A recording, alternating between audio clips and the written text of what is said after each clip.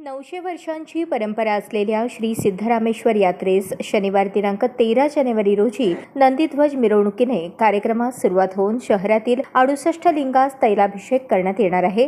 यात्रेसाठी श्री सिद्धेश्वर देवस्थान यात्रा कमिटी सज्ज झाली आहे। यंदा लेझर शो मध्ये पौराणिक कथा राहणार असल्याची माहिती श्री सिद्धेश्वर देवस्थान समितीचे अध्यक्ष धर्मराज काडादी यांनी पत्रकार परिषदेत दिली।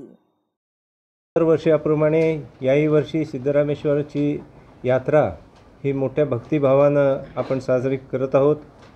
कालच शिवरात्री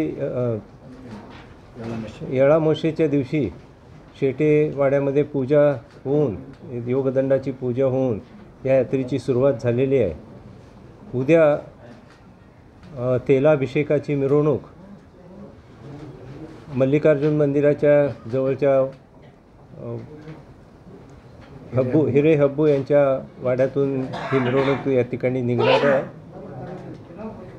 आणि दरवर्षीप्रमाणे यावर्षी एक दिवस हा पुढे गेलेला आहे। दरवर्षी 12 तारखेला येंडी मजगेंनी सुरुवात करतो, ती यावर्षी 13 तारखेला सुरू होते आहे।